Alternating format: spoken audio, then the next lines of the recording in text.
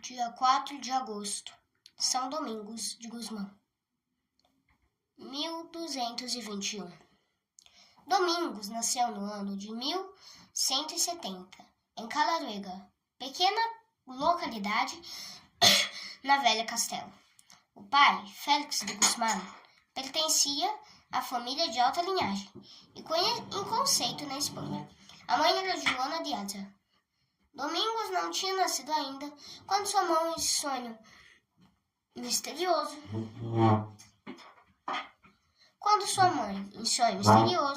viu um cão que trazia na boca um facho aceso, de modo que irradiava grande luz sobre o mundo inteiro.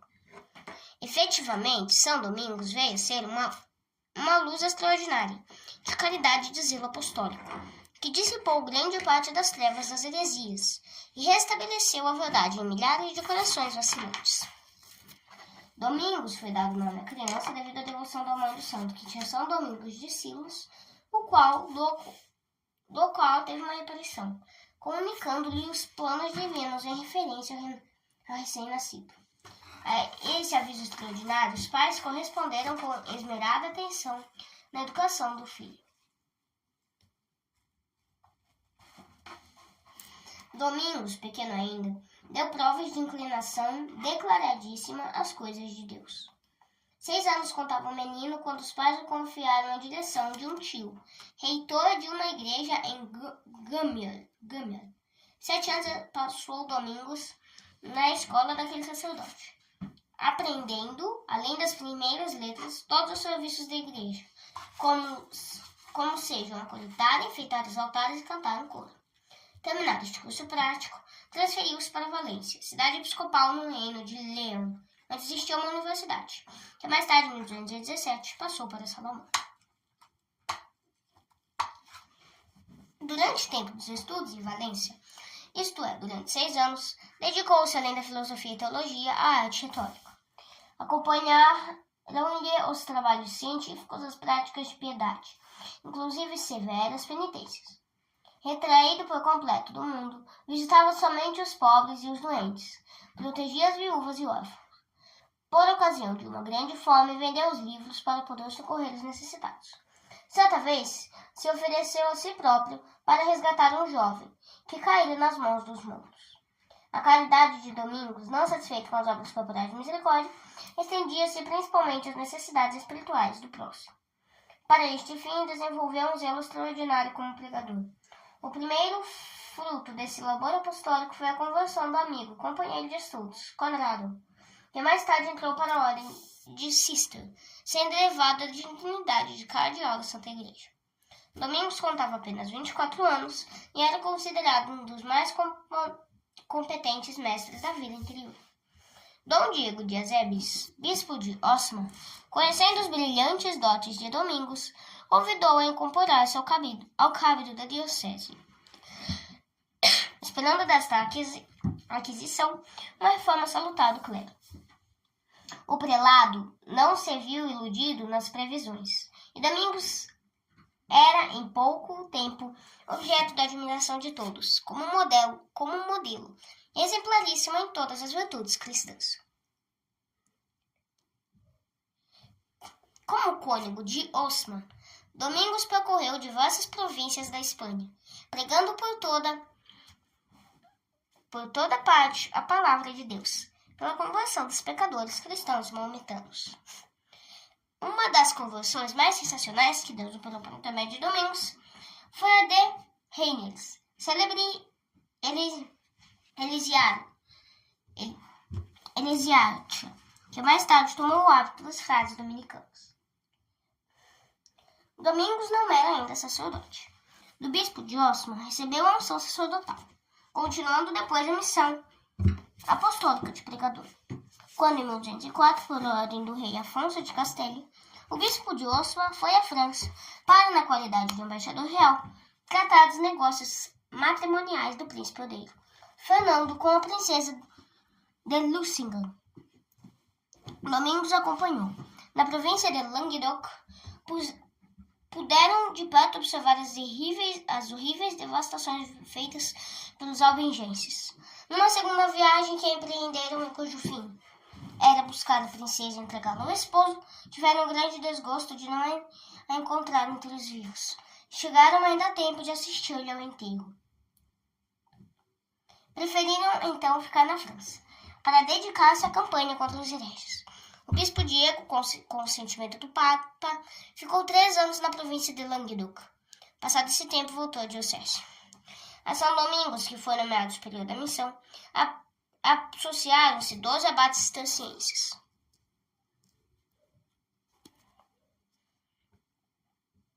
Pouco tempo, porém, durou o trabalho coletivo. Dom Diego voltou à Espanha, os cistercienses retiraram-se para os claustros e o próprio legado pontífice abandonou o solo francês. Domingos não desanimou, apesar da missão ter se lhe tornado dificílima e mesmo perigosa. Com mais 8 companheiros que lhe foram mandados, continuou os trabalhos apostólicos. A inconstância, porém, que encontrou um dos coadjutores, fez nele amadurecer a ideia de fundar uma nova ordem, cujos membros, por um voto, se dedicassem à obra da pregação. Os primeiros que se lhe associaram foram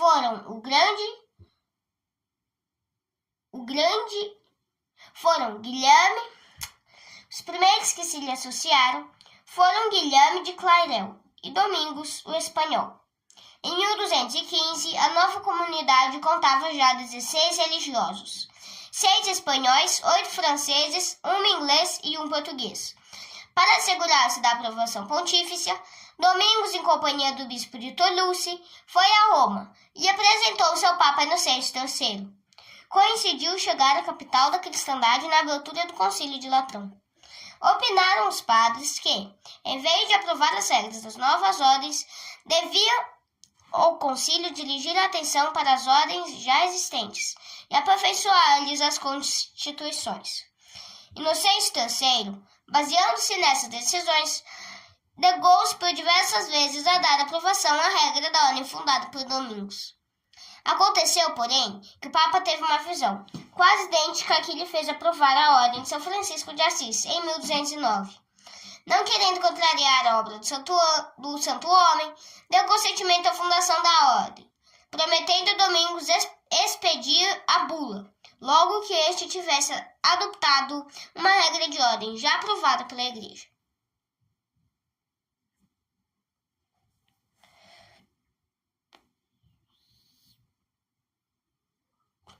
Domingos decidiu-se em favor da regra de Santo Agostinho, a qual acrescentou mais algumas constituições, como, por exemplo, o silêncio, o jejum e a pobreza. Quando Domingos, pela segunda vez, chegou a Roma, já não encontrou o Papa Inocêncio III, mas o sucessor Honório III. Contrariamente ao que receava, obteve a aprovação da ordem, que veio a ser chamada dos pregadores.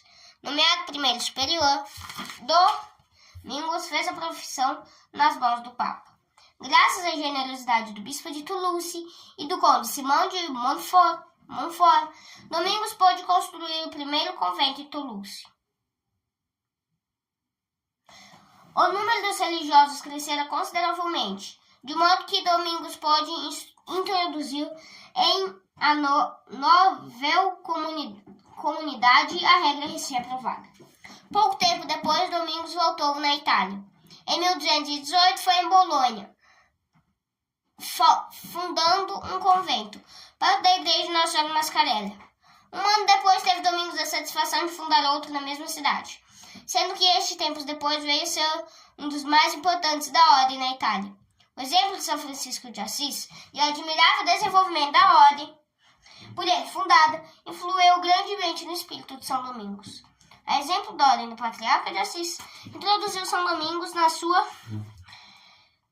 o voto de pobreza em todo rigor. São Domingos convocou 3 capítulos gerais e teve o prazer de ver a ordem.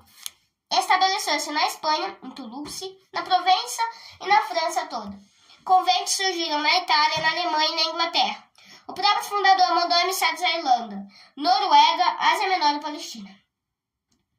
São Domingos morreu no dia 4 de agosto de 1221, na idade de 51 anos. Numerosos milagres por seu intermédio, Deus se dignou de fazê-lo.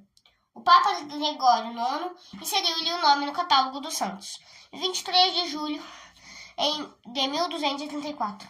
Muito ocorreu para o culto de São Domingos na Igreja Católica a devoção do Santíssimo Rosário, de quem era grande apóstolo. Reflexões. As grandes virtudes que admiravam em São Domingos devem ser para nós incentivos de imitá-lo. A virtude que mais caracteriza a vida deste grande santo é o zelo não só de preservar a alma de todo pecado, como também de salvar a alma do próximo. Ver uma alma em perigo de perder-se era para Domingos uma preocupação séria. Se tivesse um pouco desse zelo apostólico, a miséria espiritual do próximo não te deixaria tão indiferente.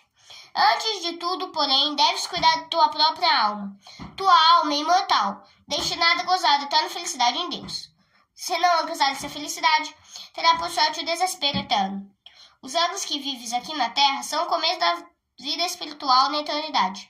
Se tua alma é eterna e imortal, sua felicidade não pode estar baseada nos meios deste mundo, que hoje existem e amanhã e nenhum valor terão. No dia em que o teu corpo for elevado ao eterno repouso, o mundo perderá para ti toda a importância, e bem depressa será apagada a memória de tua existência. Riqueza, honra, elogios, calúnias e escárnios, tudo passa, mas tua alma ainda existirá. Tolice é, pois, dar ao mundo uma importância que não tem, prestar-lhe as honras e atenções que não merece. A alma é que merece todo nosso cuidado. O mundo passa, a alma fica. Servir a Deus e tratar de santificar-se é o verdadeiro fim do homem na terra. Tolo é aquele que põe em jogo a eternidade. Tolo é aquele que cuida de tudo menos da eternidade. Se os santos pudessem ter um pesar, seria, sem dúvida, o de não ter aproveitado ainda melhor o tempo da vida, aqui na terra, para servir a Deus. Entra sem demora nas pegadas dos santos e põe tua vida toda inteiramente ao serviço de Jesus Cristo.